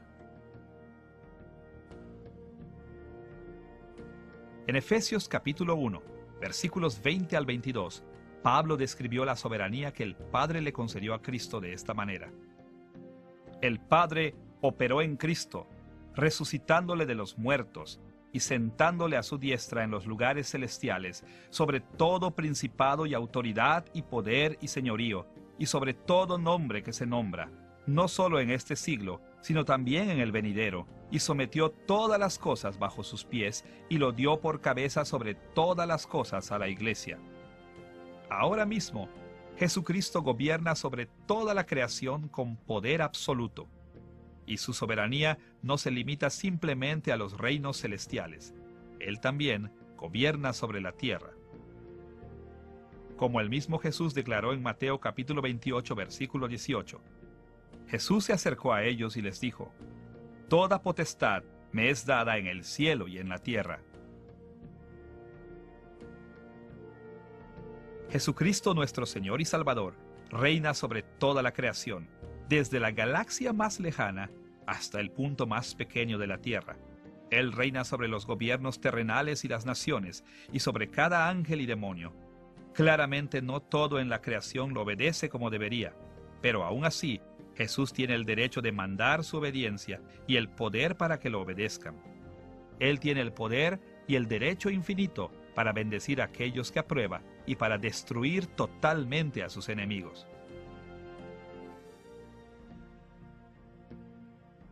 Además de dar énfasis a la soberanía de Cristo, Pablo dirigió su atención al honor de Cristo, que consiste en su gloria y su valor y exige ser respetado, exaltado y adorado.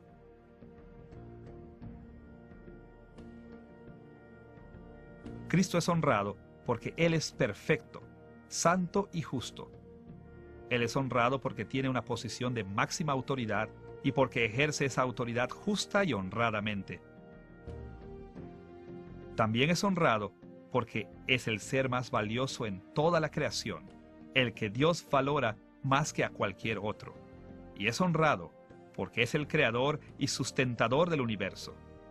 Fácilmente podríamos enlistar cientos de razones por las que Jesús es digno de honor, pero quizás la mayor razón por la que Jesús merece el honor y la alabanza es su divinidad. Jesús es Dios y Dios es digno del mayor honor imaginable.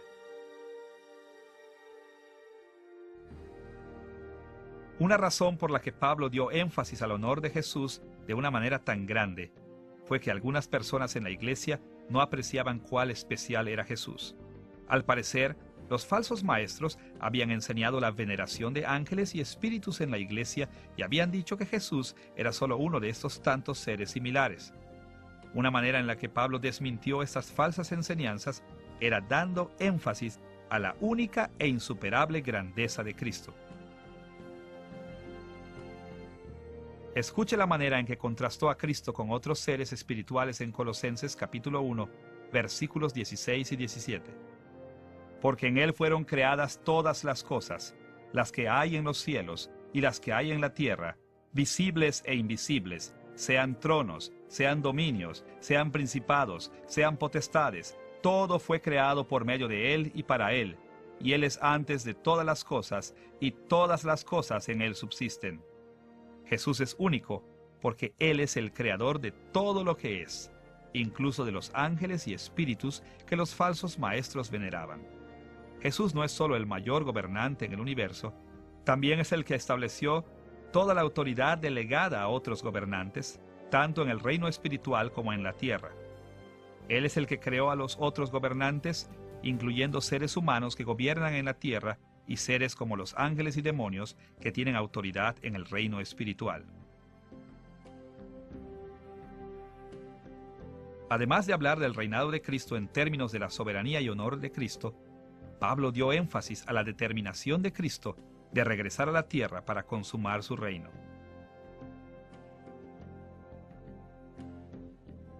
Para entender la perspectiva de Pablo sobre el regreso de Cristo, debemos recordar que su enseñanza sobre el final de los tiempos, o sea, su escatología, nació de puntos de vista judíos del final de los tiempos tradicionales. En la teología judía tradicional de los días de Pablo, se pensaba que las Escrituras presentaban dos eras principales de la humanidad. Antes de que Cristo viniera, el mundo estaba en la era presente, que estaba caracterizada por pecado, muerte y corrupción. Esta era presente sería seguida por los tiempos venideros, a la que la Biblia también se refiere como el reino de Dios y el reino de los cielos. Este reemplazo sucedería todo en un momento cuando el Mesías o Cristo viniera. Pero según Pablo y los otros autores del Nuevo Testamento, Jesús reveló que esa concepción judía tradicional no era del todo exacta. La era de los tiempos venideros reemplazaría a la era presente, pero no en un solo momento, sino que las dos eras irían cambiando parcialmente por un periodo de tiempo, comenzando con el ministerio terrenal de Cristo al que nos referiremos como la inauguración del reino de Dios, y extendiéndose hasta el regreso de Cristo o la segunda venida, a la que nos referiremos como la consumación del reino de Dios. Entre la inauguración y la consumación está el período intermedio en el que estaba la iglesia en los días de Pablo y en el que aún estamos hoy. Para Pablo, ese era un concepto importante que él debía describir a su audiencia porque explicaba muchos de sus problemas. La era presente de pecado, muerte y corrupción no se había abolido. Es por eso que los creyentes seguían sufriendo. No obstante, algún día Jesús regresará para traer las bendiciones finales a todos los creyentes. Mientras esto sucede, los cristianos realmente deben confiar en que Jesús regresará, y nosotros podemos confiar en que esto sucederá porque Cristo terminará lo que comenzó. Ahora mismo, Jesús reina como Rey desde el cielo, pero no está satisfecho con eso. Él quiere y planea gobernar totalmente sobre cada centímetro de la creación, tan completa y gloriosamente como reina ahora en el cielo. Él no estará satisfecho hasta que haya destruido y castigado completa y finalmente a todos sus enemigos y bendecido finalmente a todos sus fieles creyentes, y planea hacer esto extendiendo su reino por toda la tierra. Como Pablo conocía el plan de Cristo de gobernar sobre toda la creación, él afirmó confiadamente que Cristo estaba determinado a consumar su reino. Fue por esta razón que escribía comúnmente que los creyentes tenían una herencia futura y que toda su esperanza estaba puesta en los galardones que serían suyos cuando Cristo regresara. Por ejemplo, considere sus palabras en Efesios capítulo 1, versículos 13 y 14. Habiendo creído en Él, fuisteis sellados con el Espíritu Santo de la promesa, que es las arras de nuestra herencia hasta la redención de la posesión adquirida. Pablo insistió que nuestra herencia futura está garantizada. Dios lo ha prometido y no cambiará su manera de pensar. Como resultado, Jesús debe regresar para darnos nuestra herencia en el reino consumado. Y en Filipenses, capítulo 3, versículos 20 y 21, Pablo escribió sobre el regreso de Cristo de esta manera: Mas nuestra ciudadanía está en los cielos, de donde también esperamos al Salvador, al Señor Jesucristo, el cual transformará el cuerpo de la humillación nuestra para que sea semejante al cuerpo de la gloria suya. Cuando Cristo regrese para consumar su reino en la tierra, nuestra herencia incluirá nuevos cuerpos glorificados. Pablo podía hablar sobre esta herencia con mucha confianza porque sabía que Jesús había prometido regresar y que Jesús estaba determinado a cumplir esa promesa. A lo largo de sus epístolas de la prisión, Pablo confió en la soberanía real, honor y determinación de Cristo como piedras angulares para sus enseñanzas. Estos temas sobresalen repetidamente en estas cartas, proporcionando las bases de muchas de las enseñanzas de Pablo a los colosenses, los efesios y los filipenses. Ahora que hemos visto la doctrina de que Jesucristo es el Rey de la creación, debemos centrar nuestra atención en el segundo punto de doctrina común en las epístolas de la prisión, llamado la unión con Cristo de los creyentes en su realeza, nuestra unión con Jesús, por la cual comparte su bendición con nosotros.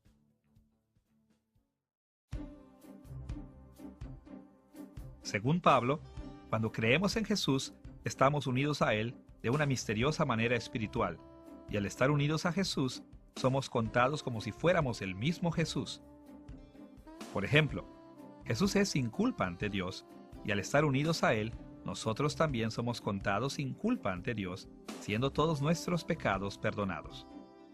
Pablo frecuentemente recalcó este concepto en sus epístolas de la prisión, conforme animaba a sus lectores a compartir la realeza de Cristo. A menudo señaló que al compartir la realeza de Cristo, los creyentes reciben bendiciones durante la continuación presente del reino de Cristo, y esperan bendiciones aún mayores en la consumación del reino. Por ejemplo, En Colosenses capítulo 3, versículos 1 al 4, Pablo escribió: Si pues habéis resucitado con Cristo, buscad las cosas de arriba, donde está Cristo sentado a la diestra de Dios, porque habéis muerto, y vuestra vida está escondida con Cristo en Dios. Cuando Cristo, vuestra vida, se manifieste, entonces vosotros también seréis manifestados con Él en gloria. Por medio de nuestra unión con Cristo, estamos unidos a la muerte de Cristo, así que también hemos muerto con Él. De la misma manera, estamos unidos a la resurrección y vida de Cristo, para que también seamos levantados con Él. También estamos unidos a Cristo en su ascensión y realeza, de tal manera que cuando regrese en gloria, nosotros gobernaremos con Él. Como Pablo escribió en Efesios capítulo 2, versículos 6 y 7, y juntamente con Él nos resucitó, y asimismo nos hizo sentar en los lugares celestiales con Cristo Jesús, para mostrar en los siglos venideros las abundantes riquezas de su gracia en su bondad para con nosotros en Cristo Jesús. Según Pablo, incluso ahora ya estamos sentados con Cristo en los lugares celestiales, unidos a Él en su reinado presente sobre toda la creación. Como resultado, nosotros compartimos su honor y sus bendiciones ahora mismo de una manera espiritual, aunque nuestras circunstancias terrenales tal vez no lo reflejen. Y cuando Jesús regrese, nuestras bendiciones espirituales aumentarán y también recibiremos bendiciones terrenales.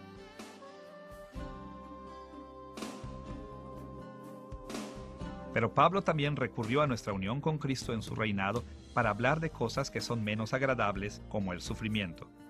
Él habló de nuestra unión con Cristo para alentar a los creyentes en que no han sufrido solos y no han sufrido en vano. Ya hemos visto que esto fue cierto en la vida de Pablo, pero Pablo escribió que eso también era cierto en las vidas de sus lectores. Escuche sus palabras en Colosenses capítulo 1, versículo 24. Ahora me gozo en lo que padezco por vosotros, y cumplo en mi carne lo que falta de las aflicciones de Cristo por su cuerpo, que es la Iglesia. La vida cristiana puede ser dura y puede incluir gran sufrimiento. Aunque nuestro Rey reina en el cielo, aún no ha erradicado a todos sus enemigos, y esos enemigos a menudo tornan sus fuerzas contra nosotros. Pero Pablo descansó en el hecho de que cuando nosotros sufrimos por el Evangelio, nuestra unión con Cristo nos asegura que Cristo sufre y simpatiza con nosotros. Pablo también tenía confianza de saber que por medio de nuestra unión con Cristo el Rey, nuestro sufrimiento beneficia a otros en el reino de Cristo como a la Iglesia. Finalmente, él enseñó que nuestro sufrimiento completa el sufrimiento designado de Cristo, preparando el escenario para el regreso triunfante de nuestro Rey. Por razones como estas, las epístolas de la prisión de Pablo con regularidad abordan el tema de nuestra unión con Cristo. Para Pablo, nuestra unión con el Rey de la creación era la fuente de gran confianza en nuestra salvación, gran estímulo en tiempos de problemas y gran esperanza en el futuro.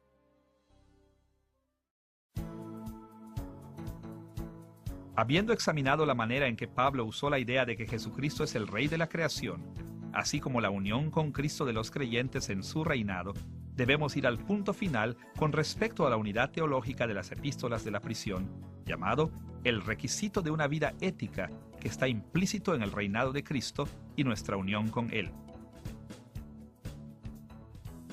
Aquellos que están familiarizados con los escritos de Pablo saben que el apóstol pasó tanto tiempo enseñando sobre la ética de la vida cristiana como el que pasó enfocándose en temas doctrinales. De hecho, casi cada vez que tocaba un asunto doctrinal, explicaba cómo los creyentes debían aplicar esa doctrina a sus vidas.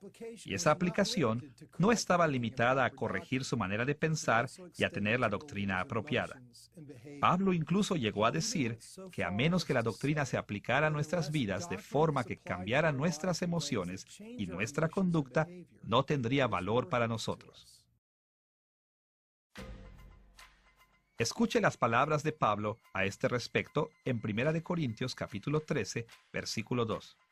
Y si tuviese profecía, y entendiese todos los misterios y toda ciencia, y si tuviese toda la fe, de tal manera que trasladase los montes, y no tengo amor, nada soy. Si ahondáramos en todos los misterios, y tuviéramos todo el conocimiento, entonces tendríamos un entendimiento perfecto de la revelación de Dios en todos los temas. En otras palabras, tendríamos la doctrina perfecta. Pero tener una buena doctrina, incluso la doctrina perfecta, no es suficiente. Si esa doctrina no cambia nuestras vidas, si no está unida con el amor y si no produce un trato ético hacia los demás y obediencia respetuosa hacia Cristo, no tiene valor para nosotros. Así que, no debe sorprendernos que las epístolas de la prisión de Pablo enfaticen regularmente la vida ética. Por un lado, el hecho de que Cristo es el Rey nos obliga a obedecerlo. Por otro lado, el hecho de que nosotros estamos unidos a Cristo nos obliga a vivir de acuerdo con su carácter. Enfoquémonos primero en la obligación de vivir éticamente que fluye de la realeza de Cristo. Como ya hemos dicho, puesto que Cristo es el Rey, Él es soberano. Esto significa que Él tiene el derecho legal para demandar nuestra obediencia. Esto, a su vez, significa que nosotros tenemos una obligación legal de obedecerlo. Y como también hemos dicho, Cristo es un Rey perfectamente honrado y justo. Y esto significa que sus juicios y órdenes son perfectamente éticos para que nosotros también tengamos una obligación ética de obedecerlo. Porque Cristo es soberano y justo, nosotros estamos legal y éticamente obligados a obedecer todo lo que Él ordena. Este es el tipo de argumento que Pablo utilizó en Filipenses capítulo 2, versículos 9 al 12, donde escribió estas palabras. Por lo cual, Dios también le exaltó hasta lo sumo, y le dio un nombre que es sobre todo nombre, para que en el nombre de Jesús se doble toda rodilla de los que están en los cielos y en la tierra y debajo de la tierra. Por tanto, amados míos, como siempre habéis obedecido, ocupaos en vuestra salvación con temor y temblor. Jesús es Rey y Señor por encima de todo en el cielo, en la tierra y debajo de la tierra. En otras palabras, Él es el Rey de la creación, y con base en la realeza de Cristo, Pablo exhortó a los filipenses a obedecer a Cristo. Es más, como hemos visto, la realeza de Cristo incluye su honra. Concordantemente, Pablo también dijo que los cristianos deben vivir vidas santas de respeto para la honra de su Rey. Por un lado, el obedecer a Cristo conserva su reputación. Por el otro, porque Cristo es santo y justo y honorable, merece ser obedecido.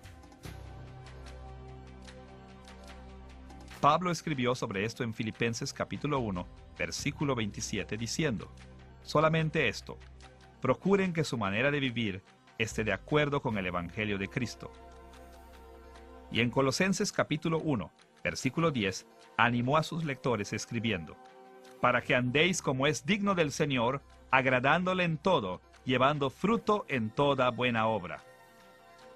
Pablo estaba profundamente interesado en que el honor y la reputación de Cristo fueran respetados y protegidos, e indicó que los creyentes logran esto con las buenas obras, es decir, cuando obedecen los mandamientos del Señor. A lo largo de sus epístolas de la prisión, Pablo exhortó a sus lectores a obedecer a Cristo, vivir éticamente siguiendo los mandamientos del Señor para pensar, sentir y comportarse correctamente. Y aunque no siempre hizo una conexión explícita con la realeza de Cristo, hizo esta conexión las veces necesarias como para dejar claro que la realeza de Cristo siempre debe ser una de nuestras motivaciones fundamentales para vivir vidas santas. Además de enseñar que los cristianos deben vivir éticamente porque Cristo es el Rey, Pablo explicó que debido a que estamos unidos a Cristo, estamos obligados y capacitados para vivir de acuerdo a su carácter y mandamientos. Nuestra unión con Cristo nos obliga y nos permite vivir éticamente por lo menos por 3 razones. Primero, Cristo mora en nosotros por medio de su Espíritu, dándonos una nueva naturaleza y demandando que hagamos buenas obras. Un resultado de la presencia del Espíritu en nosotros es que nuestras naturalezas se conforman a la naturaleza de Cristo. Como resultado, somos transformados y motivados para obedecer a Cristo. En todo esto, Dios obra dentro de nosotros para someternos a Él y conformarnos al ejemplo de Cristo. Escuche la manera en que Pablo habló de estos temas en Filipenses capítulo 2, versículos 12 y 13. Ocupaos en vuestra salvación con temor y temblor, porque Dios es el que en vosotros produce así el querer como el hacer por su buena voluntad. Nuestra unión con Cristo consiste en parte en que tenemos la presencia del Espíritu de Dios, y el Espíritu Santo mueve nuestros deseos y nos manda a actuar en obediencia a Dios para que vivamos correcta y éticamente. Pablo dijo algo similar en Colosenses capítulo 3, versículos 5 al 10. Haced morir, pues, lo terrenal en vosotros, habiéndoos despojado del viejo hombre con sus hechos, y revestido del nuevo, el cual conforme a la imagen del que lo creó, se va renovando hasta el conocimiento pleno. Porque estamos unidos a Cristo, tenemos nuevas naturalezas. Y porque Dios nos ha dado nuevas naturalezas, estamos obligados a hacer uso de ellas, haciendo buenas obras y resistiendo la tentación de pecar. Segundo, Dios ha mandado que todo aquel que está unido a su Hijo Jesús debe vivir una vida santa. De hecho, Dios no ha mandado solamente esto. En realidad, Él nos ha predestinado para hacer buenas obras. Pablo escribió sobre esto en Efesios capítulo 2, versículo 10, donde enseñó: Porque somos hechura suya, creados en Cristo Jesús para buenas obras, las cuales Dios preparó de antemano para que anduviésemos en ellas. Hemos sido creados en Cristo Jesús, lo que significa que Dios nos ha salvado por medio de la unión con Jesucristo. Y parte de la razón por la que Él ha hecho esto es porque Él tenía en sus planes que hiciéramos buenas obras. Tercero, porque todos estamos unidos a Cristo, también estamos unidos el uno al otro por medio de Cristo. Esto nos obliga a tratarnos como trataríamos al propio Cristo y como quisiéramos ser tratados. Como Pablo escribió en Efesios capítulo 4, versículo 25. Por lo cual, desechando la mentira, hablad verdad cada uno con su prójimo, porque somos miembros los unos de los otros. El punto de Pablo era que estamos unidos el uno al otro en Cristo y que esta unidad nos obliga a tratarnos entre nosotros con respeto, sin pecar en contra del otro, más bien trabajando para el beneficio de todos. Como escribió en Filipenses capítulo 2, versículos 1 al 3. Por tanto, si hay alguna consolación en Cristo, con humildad, estimando cada uno a los demás como superiores a él mismo.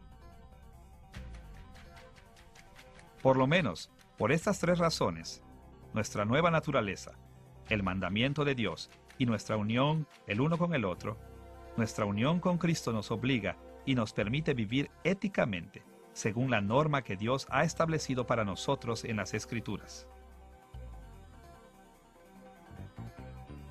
Vemos entonces que las epístolas de la prisión de Pablo están teológicamente unificadas por la abundante y multifacética doctrina de Pablo del reinado de Cristo sobre toda la creación, incluyendo la unión de los creyentes con Cristo y nuestra responsabilidad consecuente de vivir éticamente. Como veremos en las lecciones futuras, las epístolas de la prisión de Pablo también comparten muchos otros temas en común. Pero la idea que relaciona a la mayoría de estos temas comunes entre sí es la doctrina de que Jesucristo es el Rey de la creación. En esta lección hemos analizado las circunstancias que dieron lugar a las epístolas de la prisión de Pablo y el procedimiento teológico básico que Pablo usó en estas cartas. Hemos analizado los eventos que llevaron a su arresto y a su encarcelamiento. También hemos visto el continuo ministerio de Pablo en la prisión. Finalmente, hemos presentado el tema teológico principal que une todas las cartas de Pablo de la prisión. Esto es, la doctrina de que Jesucristo es el Rey de la creación. Las epístolas de la prisión de Pablo son ricas en teología y muy apropiadas para instruir y fortalecer a la iglesia de hoy. En las lecciones futuras veremos estas cartas más minuciosamente, y conforme lo hagamos, tendremos presente el trasfondo que ya hemos estudiado en esta lección. El conocimiento de las duras pruebas que Pablo soportó y el ministerio que mantuvo en prisión nos ayudarán a entender los motivos y metas de Pablo al escribir a las iglesias de Colosas, Éfeso y Filipos. Entender los temas teológicos que unen a estas cartas nos ayudará a entender muchas de las instrucciones particulares de Pablo hacia cada una de estas iglesias. Con estas ideas en mente, estaremos mejor preparados para entender las enseñanzas de Pablo y para aplicarlas en nuestras propias vidas e iglesias.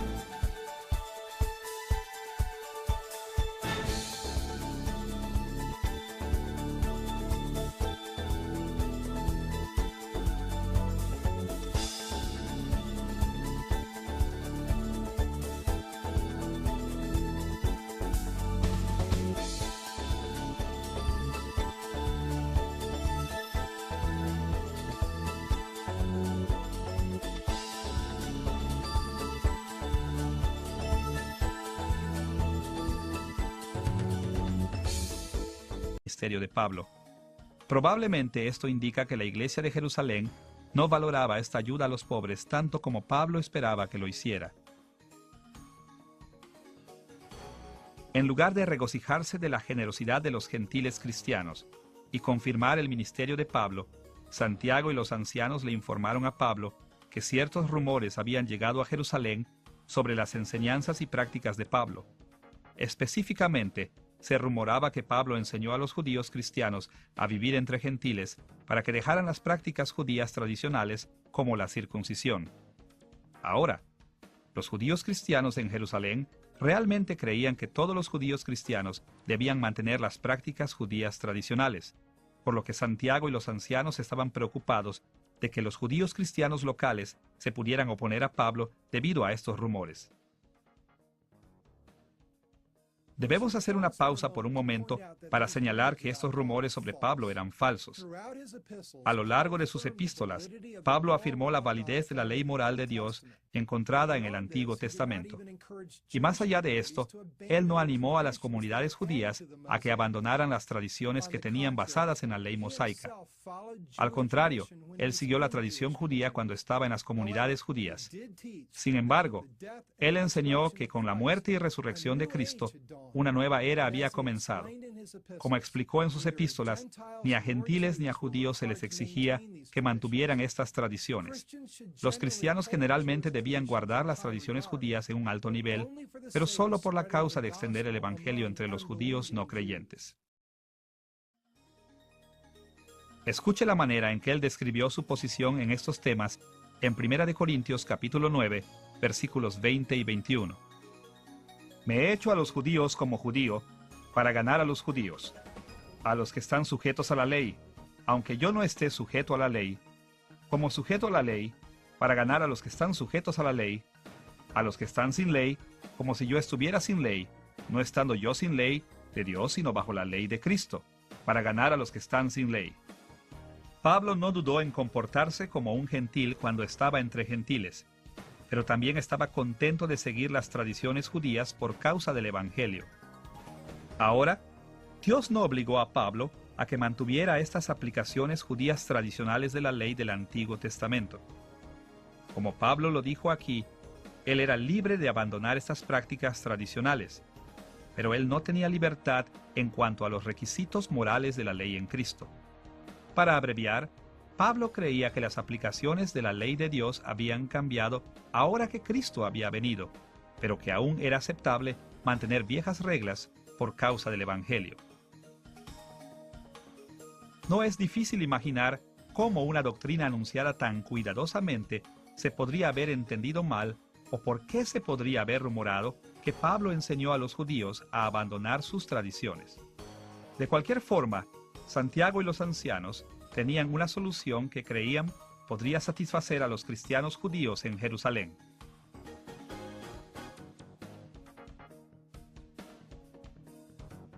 Específicamente, sugirieron que Pablo demostrara su compromiso con la ley mosaica participando en los rituales del templo en Jerusalén.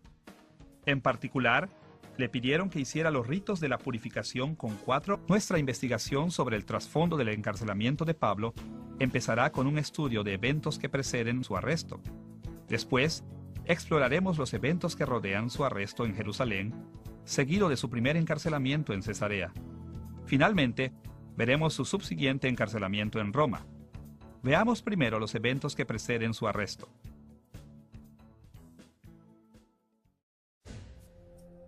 Casi al final del tercer viaje misionero de Pablo, probablemente alrededor del año 56 o 57 después de Cristo, Pablo y sus compañeros de viaje viajaban de Asia Menor a Jerusalén principalmente por barco. Su intención era entregar los fondos a los cristianos pobres en Jerusalén que padecían hambre. En su camino, se detuvieron en Mileto, donde Pablo se encontró con los ancianos de la ciudad cercana de Éfeso.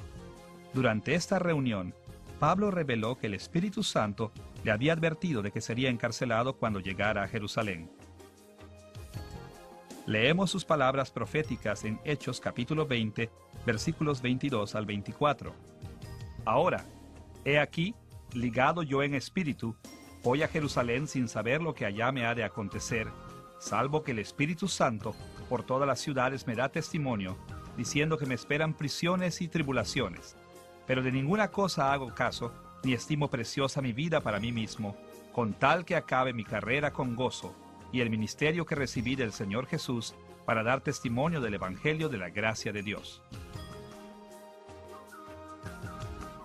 En muchas de las ciudades que Pablo visitó, los creyentes profetizaron que encarcelarían a Pablo, pero el Espíritu Santo compelió a Pablo hacia ese encarcelamiento.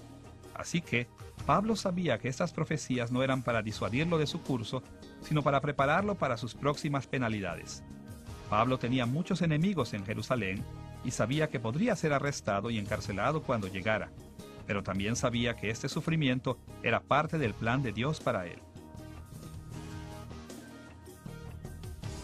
De Mileto, Pablo y su compañía navegaron a Cos, después a Rodas y luego a Pátara. En Pátara tomaron una nave que los llevó por Chipre antes de llegar a Tiro. En Tiro el Espíritu Santo movió a muchos más creyentes para advertir a Pablo de las próximas penalidades en Jerusalén. Pero aún así, Pablo tuvo perseverancia para alcanzar su meta. De Tiro el grupo navegó a Tolemaida y después a Cesarea, en la costa de Samaria. Debido a que había tantas ciudades llamadas Cesarea en el mundo antiguo, a esta ciudad en particular a veces se le llama Cesarea Marítima para distinguirla de las otras. Durante su estancia en Cesarea Marítima, Pablo fue advertido otra vez de no ir a Jerusalén. En una escena dramática muy conocida, el profeta Agabo ató sus propias manos y pies como una señal profética, advirtiendo que Pablo sería arrestado y privado de su libertad si continuaba hacia Jerusalén.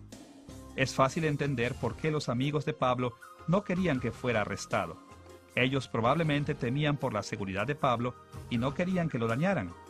Pero Pablo sabía que Dios estaba planeando usar su arresto y encarcelamiento para llevar más allá el Evangelio. Como leemos en Hechos capítulo 21, versículo 13.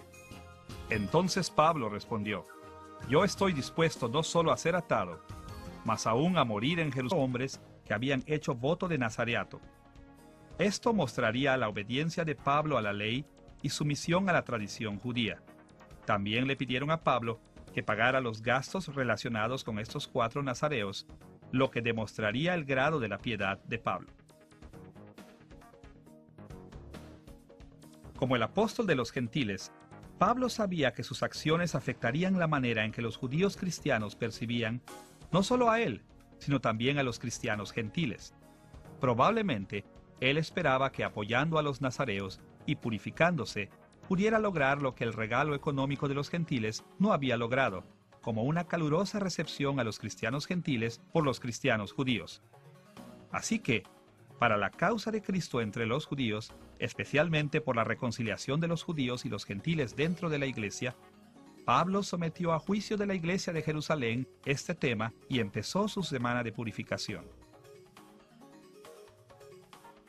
Casi al final de la semana de purificación de Pablo, él pasaba tiempo en el atrio interior del templo. El templo incluía tanto un atrio exterior como un atrio interior. El atrio exterior estaba separado del atrio interior por un portón. El atrio exterior fue llamado el atrio de los gentiles, porque se permitía a las personas de todas las naciones entrar en él. Pero el atrio interior, el atrio de Israel, era reservado exclusivamente para los judíos. Los gentiles que entraban en el atrio de Israel eran responsables hasta la muerte. Mientras Pablo estaba en el atrio de Israel, lo reconocieron algunos judíos de Asia Menor. Ellos eran probablemente judíos no creyentes, en lugar de cristianos convertidos del judaísmo. Antes, estos mismos judíos habían visto a Pablo con un hombre llamado Trófimo, que acompañaba a Pablo a Jerusalén. Trófimo también era de Asia Menor, y los judíos asiáticos sabían que él era un gentil. Así, cuando vieron a Pablo en el atrio de Israel, equivocadamente asumieron que Trófimo también había entrado en ese atrio y fueron ultrajados. En respuesta a estos judíos pusieron a la ciudad en contra de Pablo, y un grupo de revoltosos enfadados lo echó del atrio de Israel, intentando matarlo. Pero cuando el comandante de la guarnición romana en Jerusalén oyó que en la ciudad había un escándalo, se apresuró a calmar el disturbio, encadenó a Pablo y lo tomó en custodia. El comandante, un hombre llamado Claudio Lisias, inicialmente planeó azotar a Pablo para obligarlo a explicar el enojo de la muchedumbre, pero se detuvo en cuanto vio que Pablo era ciudadano romano. Como ciudadano de Roma, Pablo tenía derecho a protecciones legales especiales, incluyendo el derecho a no ser encerrado o golpeado sin un juicio. Al día siguiente, Lisias llevó a Pablo ante el concilio, el cuerpo gobernante judío, para aclarar las demandas en contra de él. Al parecer, ningún testigo comprobó que Trófimo había entrado en el atrio de Israel, por lo que Pablo estuvo en libertad de defenderse al explicar por qué tantos judíos se habían ofendido con sus enseñanzas. Como leemos en Hechos capítulo 23, versículos 6 al 8, entonces Pablo, notando que una parte era de saduceos y otra de fariseos, alzó la voz en el concilio: «Varones hermanos, yo soy fariseo, hijo de fariseo, Jerusalén, por el nombre del Señor Jesús». Pablo entendió que su próximo encarcelamiento era una parte necesaria de su ministerio. Su encarcelamiento sería para el nombre del Señor Jesús.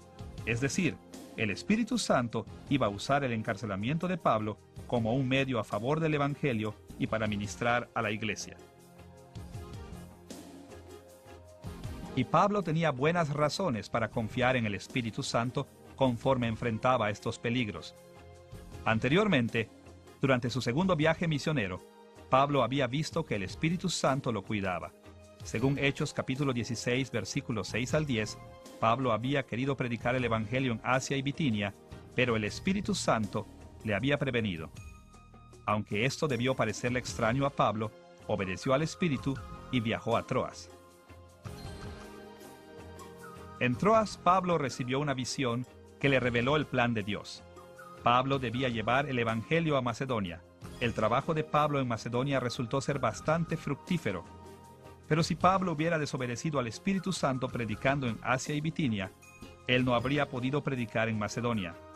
A través de esta experiencia y muchas otras, Pablo llegó a saber que Dios trabaja de maneras misteriosas, y por lo tanto, él estaba listo para seguir la dirección del Espíritu hacia Jerusalén, sin importar lo que allí pasara. Para Pablo era suficiente saber lo que Dios quería que él hiciera y confiar en que Dios usaría este sufrimiento para lograr algo maravilloso e inesperado. Con este conocimiento limitado de su futuro, pero también con la confianza segura en el Espíritu de Dios, Pablo estaba dispuesto a enfrentar la prisión. Terminó su tercer viaje misionero, viajando a Jerusalén, probablemente por el año 57 después de Cristo. Según el capítulo 20 de Hechos, versículo 16, él pudo haber llegado cerca del tiempo de Pentecostés, más o menos a principios del verano. Ahora que estamos familiarizados con los eventos que preceden el arresto de Pablo, estamos en posición de investigar las circunstancias de su arresto en Jerusalén. ¿Cómo entró Pablo en conflicto con las autoridades en Jerusalén? ¿Por qué fue encarcelado?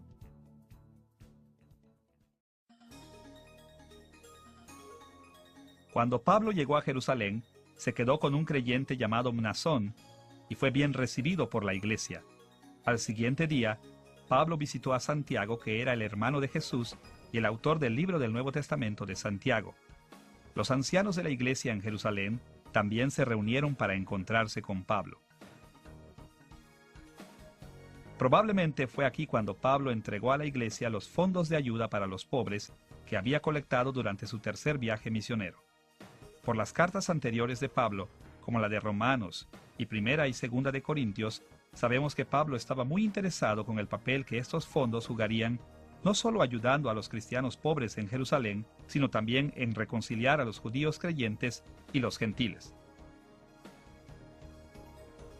Pablo esperaba que al recibir este regalo de los gentiles, los judíos cristianos en agradecimiento estuvieran más ávidos de recibirlos totalmente como hermanos en Cristo. Pero el registro de Lucas en Hechos no menciona la entrega de los fondos para los pobres. Sin embargo, resalta ciertas preocupaciones que la iglesia de Jerusalén tenía con respecto al ministerio.